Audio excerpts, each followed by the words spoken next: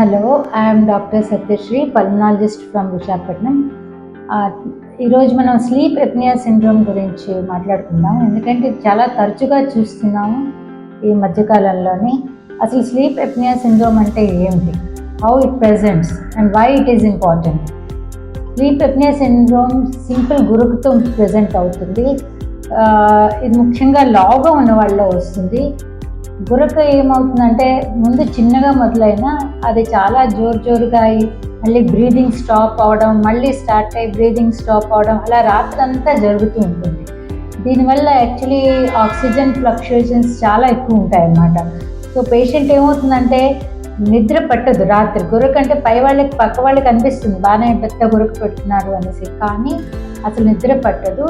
Day time అంతా కూడా చాలా నీరసంగా చికాగ్గా ఉంటుంది, కాన్సన్ట్రేషన్ చేయలేరు, ఆవలింతలు ఇస్తూ ఉంటారు, అండ్ రాత్రి సేమ్ మళ్ళీ రిపీట్ అవుతుంది అన్నమాట. సో దీని ట్రీట్మెంట్ ఎందుకు అవసరం, ఎందుకంటే ఇది ఉన్న వాళ్ళకి ముఖ్యంగా హార్ట్ అటాక్ రిస్క్ చాలా ఎక్కువ అవుతున్నది. ఈ మధ్యకాలంలో మనం చూస్తున్నాం, young adults are affected. Heart attacks చిన్న వయసు వాళ్ళకి చాలా మందికి వస్తున్నది. సో దీన్ని ఎలా మనం కంట్రోల్ చేయాలి? సో మోస్ట్ ఇంపార్టెంట్ ఏంటంటే ఏది లేకపోయినా ముందు లైఫ్ స్టైల్ చేంజెస్ అవసరం అన్నమాట. సాధారణంగా ఇది లావు వాళ్ళకే వస్తుంది. సో హైట్ బట్టి వెయిట్ ఎంత ఉన్నారో చూసుకుని వెయిట్ తగ్గడం, ఆ వెయిట్ తగ్గడం కోసము కరెక్ట్ అయిన పద్ధతులు అవలంబించాలి. రెండో విషయం, వెయిట్ ఎందుకు పెరిగిందా అన్నది డాక్టర్ దగ్గరికి వెళ్తే చాలా కారణాలు ఉండొచ్చు. అంటే హైపోథైరాయిడిజం అవ్వచ్చు, డయాబెటీస్ ఉండొచ్చు, తర్వాత లైఫ్ స్టైల్లో అంటే ఎప్పుడు కూర్చుని పనిచేస్తూ ఉన్న వాళ్ళు కావచ్చు. ఈ రీజన్స్ అసలు ఎందుకు పెరిగిందా వెయిట్ అన్నది కూడా తెలుసుకోవాలన్నమాట. అప్పుడప్పుడు ఫ్యామిలీ అంటే వంశపారపర్యంగా వచ్చే ప్రాబ్లం వల్ల కూడా ఇది వస్తుందన్నమాట.